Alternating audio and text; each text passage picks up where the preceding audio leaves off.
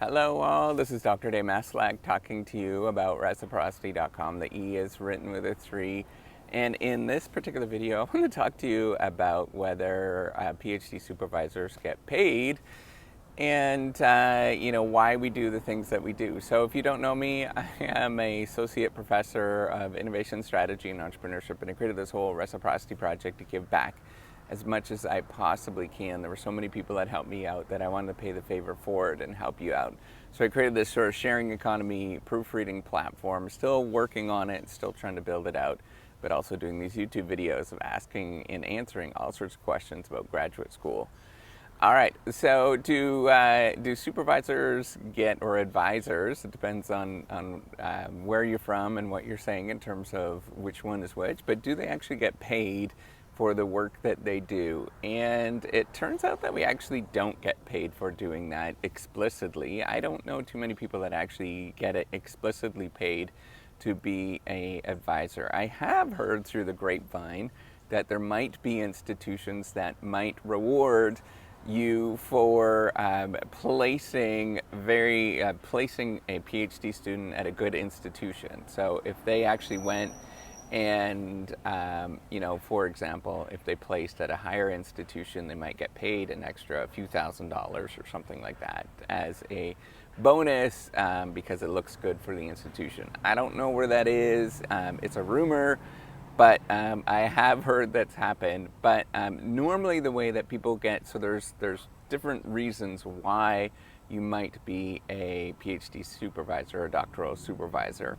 There's kind of explicit reasons, and the primary reason, it helps with your research, right? And so indirectly you're going to get paid from that, because each article you write, that's going to, and each grant that you get, depending on which program or what discipline you're in, that's going to help out in terms of your prestige, and it's going to increase your pay because you can negotiate a little bit better with a better, with more articles behind your name, more grants behind your name, then you can negotiate for better salaries and things like that. So there is very much an explicit reward to work with PhD students or doctoral students as supervisors.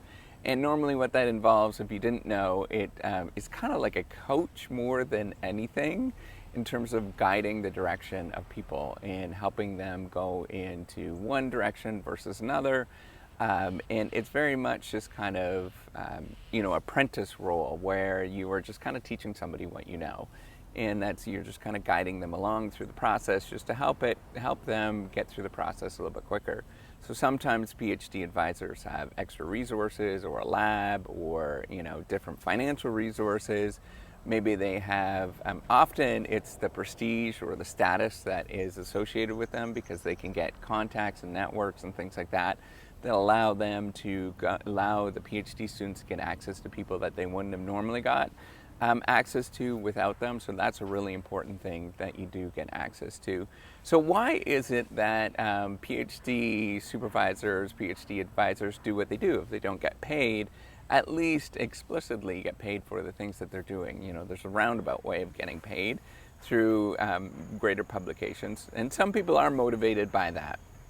But I think for most of us, and most people that work with PhD students and work in that particular area, honestly, it's just for the love of knowledge and the passion for discovery. And it's really fun to be able to discover new things and to go into different directions and to help people go into different directions. So we do put a lot of emphasis on helping people go and discover new things because there's a tremendous amount of joy rather than any sort of explicit thing. It's just most of us are really curious, and we like to help out other people with this sort of curious journey and help them along with the journey of discovery and going through search. And so it's really fun to be able to interact with people that are moving in the same direction, and you can help them out and leverage some of the knowledge that you have and see them go into different directions and blossom as as scholars and as individuals. It's really cool to be part of somebody's life in that kind of way.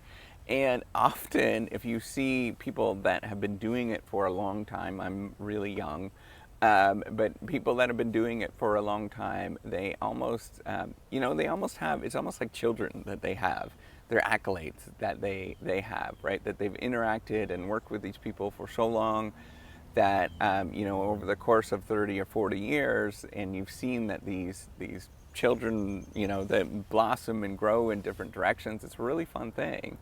And you could really see that people develop and grow as scholars. That's a rewarding thing, especially when you're much further along. You could see what people have done, and then you could just be proud of all of that. You've had an impact on somebody, and often there is a component of you have this knowledge that you've gained, and you like to pass on that knowledge and that viewpoint to other people, such that other people could be accolades with their journey, and help out other people in terms of knowledge discovery. So it's a really fun thing, and the joy that people get from being the reason why people actually become PhD or doctoral advisors or supervisors, it's really an implicit motivation in that they are helping other people become better individuals, and as well as better researchers, so they can see things in a new light that they wouldn't have saw before.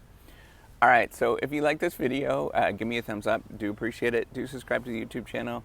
Take care and have a wonderful day. Bye.